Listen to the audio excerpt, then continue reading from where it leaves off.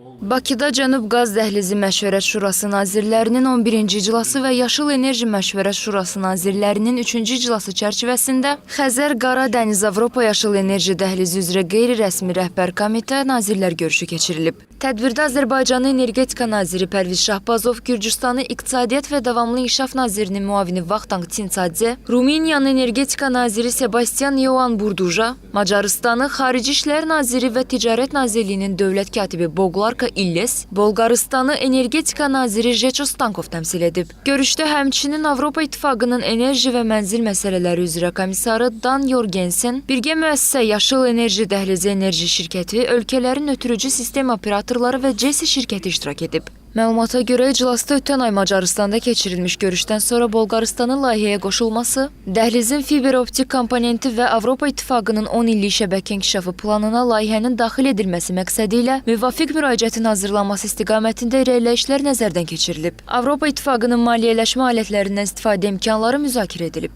Yaşıl Enerji Dəhlizi Enerji Şirkəti üçün layihənin mərhələli inkişafını əks elətdirən yol xəritəsinin hazırlanması müsbət addımlardan biri kimi qeyd olunub. Texniki iqtisadi əsaslandırmanın bu ilin ortalarında yekunlaşdırılmasının vacibliyi qeyd olunub. Xatırladaq ki, 2022-ci il dekabrın 17-sində Buxarestdə Azərbaycan Respublikası, Gürcüstan, Rumıniya və Macarıstan hökumətləri arasında yaşıl enerjinin inkişafı və ötürülməsi sayəsində strateji tərəfdaşlıq haqqında saziş imzalanıb və ötən dövr ərzində həmin saziş çərçivəsində 10 rəhbər komitə nazirlər görüşü keçirilib.